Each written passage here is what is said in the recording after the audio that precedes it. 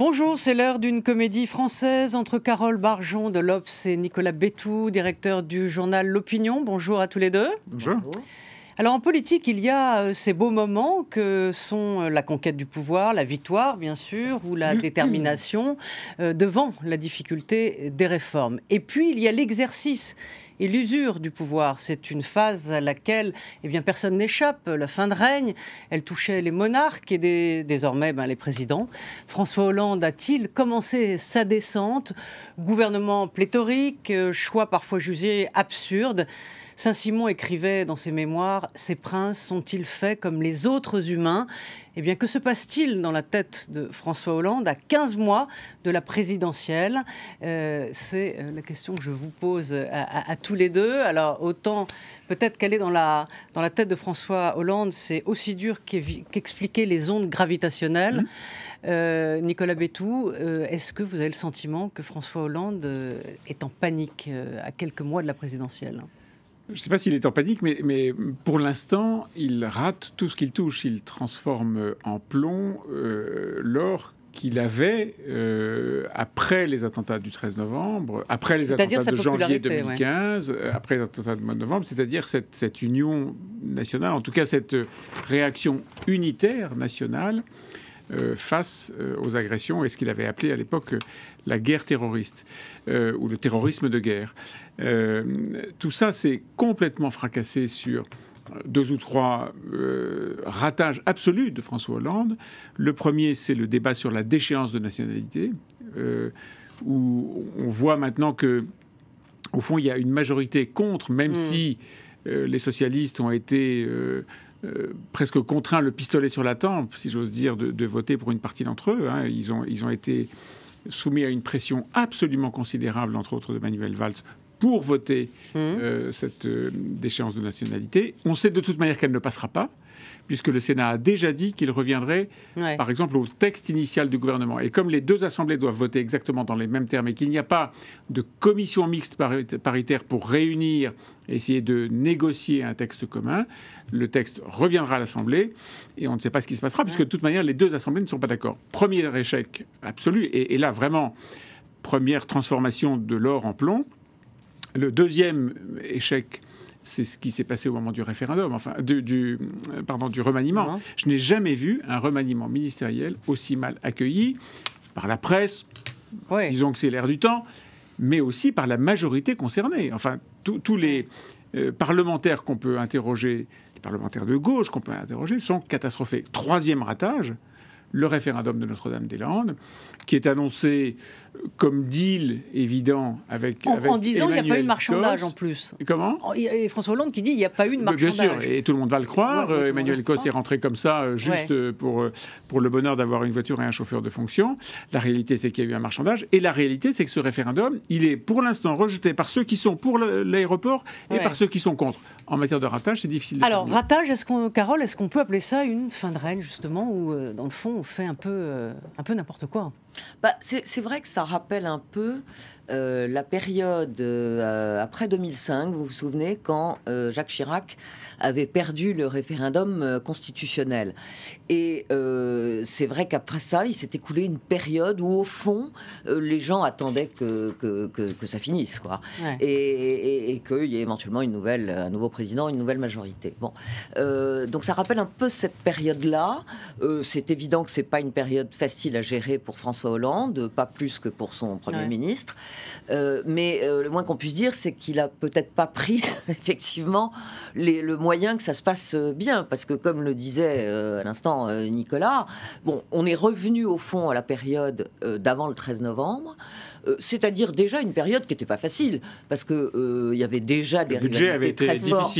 Voilà, des rivalités très fortes entre le Premier ministre et le ministre de l'économie Emmanuel Macron. Bon, donc on revient à l'avant. Mais effectivement presque en pire, parce que si vous voulez, je crois qu'il y a un sentiment, la majorité est totalement déboussolée.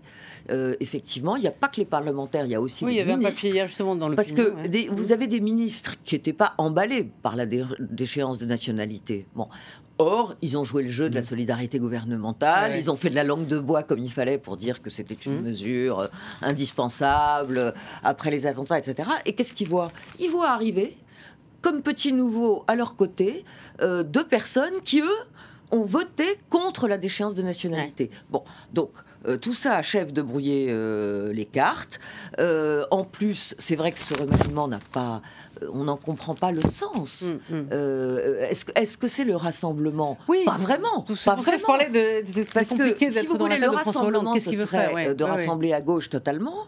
Là, il a fait en réalité du débauchage du côté des écologistes, mais il n'a pas pris avec lui la force que constituerait le parti, puisqu'on sait que tout ça a été fait en fait pour saboter et détruire le parti écologiste. Donc, je crois que, si vous voulez, il y a un gros désarroi, un gros malaise, que n'arrange pas d'ailleurs l'attitude de quelqu'un comme Laurent Fabius, qui est quand même ancien Premier ministre, et qui prétend prendre la tête du Conseil constitutionnel en continuant de diriger une commission qui est... Non, mais il a prétendu. Donc, si vous voulez, on a l'impression que plus rien ne vaut rien. Voilà.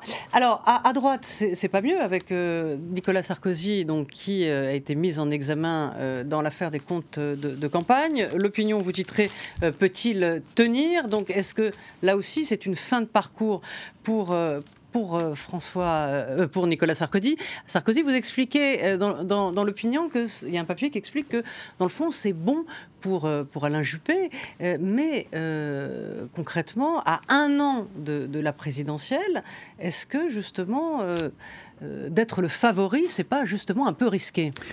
Parce qu'il laisse un trou à droite, à l'extrême. Enfin, la droite forte. On va voir exactement ce qui se passe après pour Nicolas Sarkozy. On titrait en effet ce matin Peut-il tenir? La même chose hier pour Hollande. C'est Nicolas Sarkozy. Et la veille, nous avions une qui était Peut-il tenir? Mais on s'adressait là à François Hollande.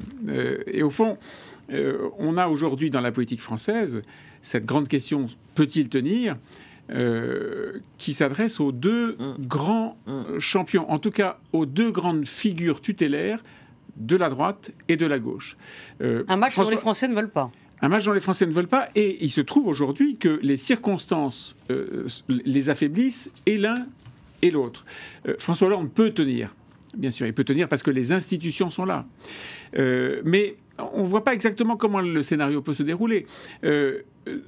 Aujourd'hui, on rend public, le gouvernement rend public le projet de loi El Khomri. Oui.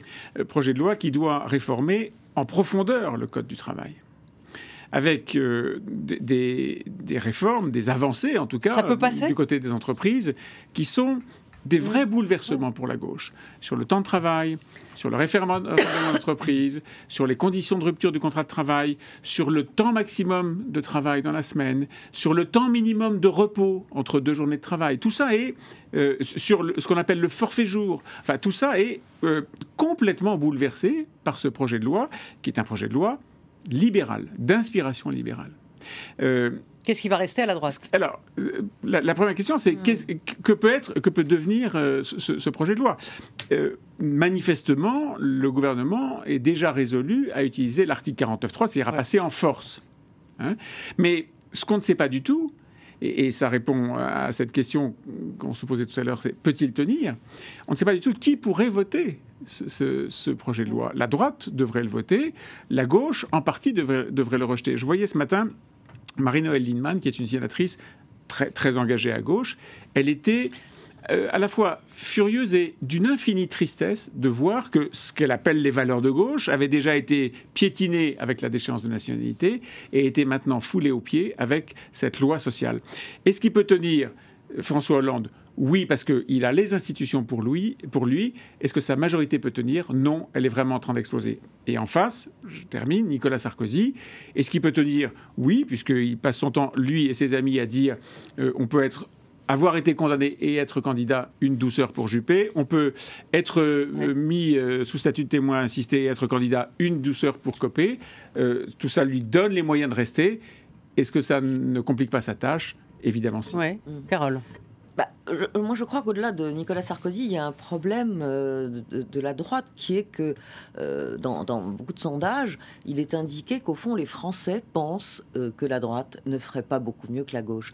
Et c'est pour ça qu'il y a au fond assez peu d'espoir dans le pays. Il n'y a pas beaucoup de choses positives parce qu'on voit bien la situation à droite où Nicolas Sarkozy tente de rassembler, mais enfin, ça paraît un peu fictif. On a bien vu le Conseil national des Républicains le week-end dernier, voilà, où il faisait le monsieur loyal, mais enfin sans être vraiment très convaincant, et avec des gens de sa famille, les ténors, qui n'étaient pas là pour son discours. Bon, donc c'est un paysage très éclaté. Dans lequel vous avez quelqu'un qui effectivement est le chef du parti, qui en est à sa deuxième mise en examen, puisqu'il est déjà mis en examen dans une autre affaire, Nicolas Sarkozy, dans celle des écoutes. Alors, bien sûr, formellement, hein, ça n'empêche pas de tenir, lui aussi, mais ça peut aussi tout simplement désespérer pas mal d'électeurs. Ça peut faire le jeu d'Alain Juppé, c'est vrai, mais moi je crois... Mais trop tôt, peut-être, trop tôt. Alors, parce que ça laisse un espace pour une droite plus costaud qu'incarne Nicolas Sarkozy. C'est un peu le problème de la droite aujourd'hui, si vous voulez. C'est que, au fond, tous ceux qui se présentent aux primaires, à peu de choses près, sont assez d'accord sur les programmes.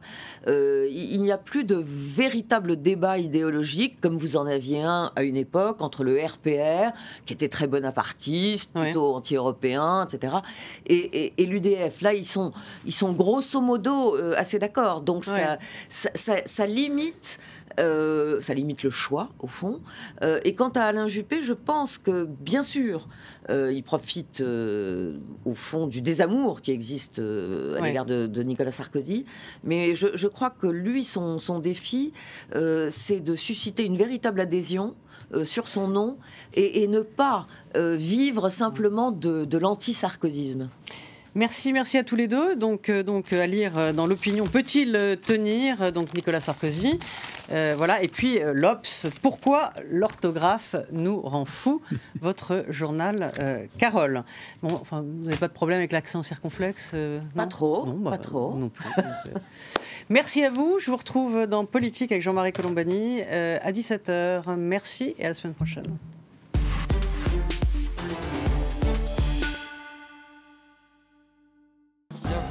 Reporter. On parle beaucoup des jeunes qui font le djihad en Irak et en Syrie. On parle beaucoup moins de ceux qui ont déserté l'organisation État islamique. De la Turquie à la Tunisie, France 24 a pu rencontrer certains d'entre eux. Combattants, informateurs, jeunes recrues, anciens officiers, ces ex-djihadistes repentis reviennent sur leur parcours. Ils nous livrent des témoignages rares de ce qu'ils ont vécu. Autant d'histoires pour comprendre de l'intérieur l'organisation État islamique. Reporter, à voir sur France 24 et sur France24.com.